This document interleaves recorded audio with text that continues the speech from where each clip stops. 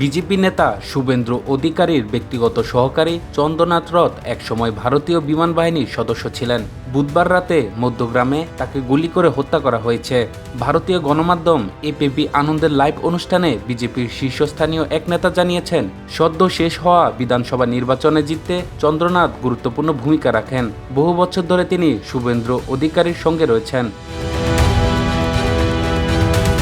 Police ও স্থানীয় সূত্রে জানা গেছে, 40 বছর বয়সী চন্দ্রনাথ রথ পূর্ব মেদিনীপুরের বাসিন্দা। বাড়ি চণ্ডীপুর এলাকায়। রহরা রামকৃষ্ণ মিশনের ছাত্র ছিলেন। প্রথমে বায়ুসেনাতে যোগ দিয়েছিলেন, কিন্তু সেই চাকরি তিনি বেশি দিন করেননি। ছোট থেকে আধ্যাত্মিক পথে এগোনোর ইচ্ছা ছিল, কিন্তু সেই ইচ্ছা সফল হয়নি।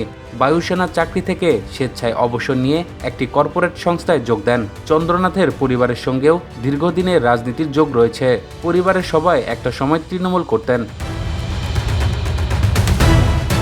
এখন চন্দ্রনাথের মা হাসিরথ বিজেপিতে রয়েছেন। শুভেন্দু অধিকারীর সঙ্গে দীর্ঘ সময় কাজ করেছিলেন চন্দ্রনাথ। 2019 সালে যখন চন্দ্রনাথ জলসম্পদ দপ্তরের মন্ত্রী হন, সেই সময় চন্দ্রনাথ তার আপ্তসহায় ছিলেন। সেই সময় থেকে একেবারে ছায়াসঙ্গী হিসেবে কাজ করে যাচ্ছিলেন চন্দ্রনাথ। বিরোধী দল নেতা হিসেবে যখন শুভেন্দু দায়িত্ব সামলাচ্ছিলেন, সেই সময় তার দপ্তরের সমস্ত কাজ চন্দ্রনাথ দায়িত্ব নিয়ে সামলাচ্ছিলেন।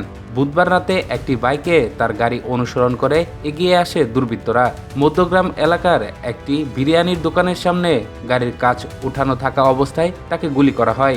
এই সময় চন্দ্রনাথের বুকে অন্তত 2টি গুলি লাগে।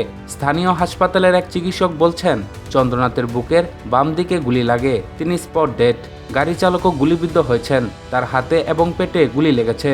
দুজনকে প্রথমে ভিভা সিটি নামের একটি হাসপাতালে নেওয়া হয়, পরে আহত চালককে অ্যাপোলো হাসপাতালে নেওয়া হয়। তার অবস্থা গুরুতর।